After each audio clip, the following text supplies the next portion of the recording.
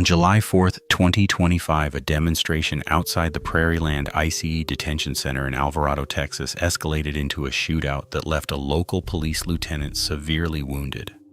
The Department of Justice under the Trump administration framed the case as a landmark domestic terrorism prosecution and identified a North Texas Antifa Cell as responsible. The federal trial that followed in early 2026 became a locus of dispute over political speech, surveillance, and the bounds of protest. Testimony described a loose network linked by self-defense classes, an anarchist reading group called the Emma Goldman Book Club, and the local chapter of the Socialist Rifle Association. While the government portrayed a unified and militant cell, cooperating witness Seth Sykes said the participants held varied beliefs and used the term Antifa jokingly. In the weeks before July 4th, members acquired more than 50 firearms around Dallas and Fort Worth and coordinated through an encrypted signal chat labeled 4th of July Party. According to the government, Zachary Evitz and Maricela Rueda scouted the detention facility, noting gates, fences, police presence, and cameras. Witnesses stated that Benjamin Song led a gear check, urging black bloc attire, rifles, and talk of freeing detainees, while others maintained their goal was a noisy show of solidarity using fireworks and deterrent arms. Around 10:00 p.m., a subset gathered at a Dallas residence to carpool and arrived near the facility dressed in black military-style clothing, with some using Faraday bags to block phone signals. By 10:37 p.m., fireworks were launched toward the complex, while Rueda used a megaphone to address detainees. Prosecutors alleged that Nathan Bauman and Evitz vandalized the employee lot, slashing tires and spray painting profanities and anti-ICE slogans on vehicles in a guard shack.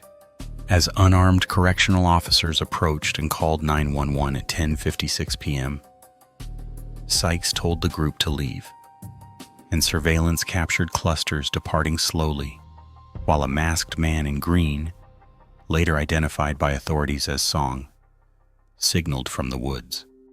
At approximately 10:59 p.m., Alvarado Police Lt. Thomas Gross arrived, and body-worn audio captured Song shouting, "Get to the rifles!" before opening fire from the tree line with an AR-15 style rifle equipped with a binary trigger. Gross was struck in the neck and back area, yet returned fire as Song's weapon reportedly jammed, prompting him to discard it in the brush and flee. Initial reports cited 20 to 30 rounds, though investigators later recovered 11 spent .556 caliber casings.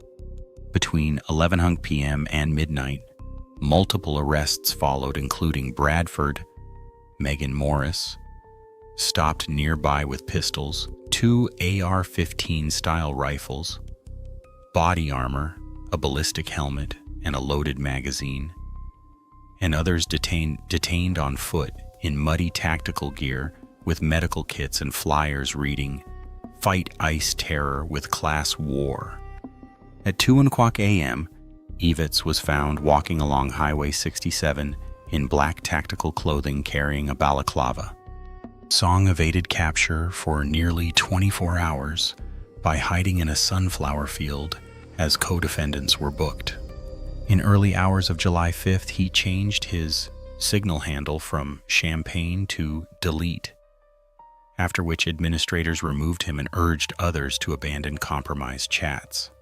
From jail, Rueda called Daniel Rolando Sanchez Estrada to move her car and conceal evidence while supporters met at a Cleburne hotel to coordinate an extraction.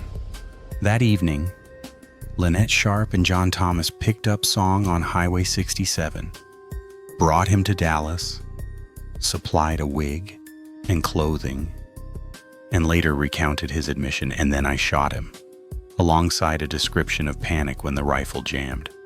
Song was shuffled between sympathizers until agents arrested him on July 15, 2025, at Rebecca Morgan's apartment.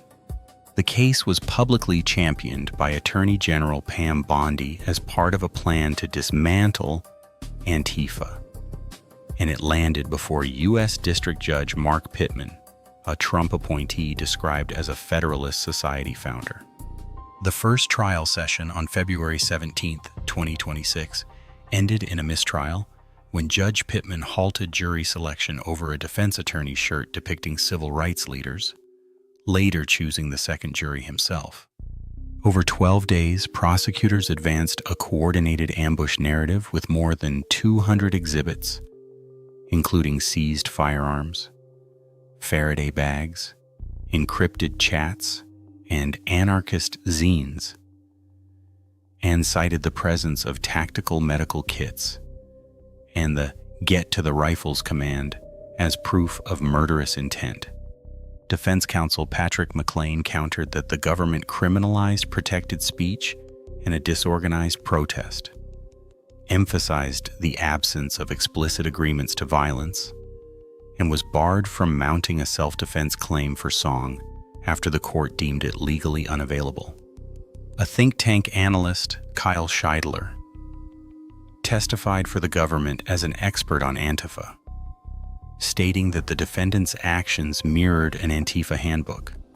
On March 13, 2026, a Fort Worth jury returned mixed verdicts, convicting Song of attempted murder of an officer, discharging a firearm, rioting, and providing material support to terrorists, exposing him to 20 years to life.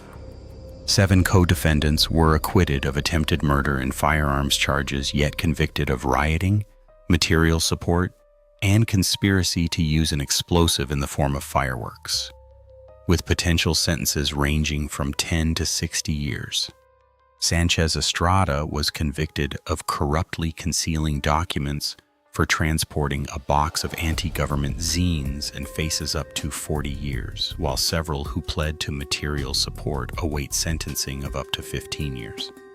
Defense teams announced plans to appeal, and critics, including a former DOJ domestic terrorism counsel, warned that broad use of conspiracy and material support theories rooted in encrypted chats and shared literature could chill future protests. As state charges in Johnson County still loom, the Prairieland case leaves a stark record of a single night spiraling from fireworks and slogans into gunfire and prison terms. It also leaves a thinner, more contested line between dissent and terrorism that now runs through encrypted chats, reading lists, and a shouted command in the dark. What future juries will hear in those echoes remains an unsettled question. Thanks for watching.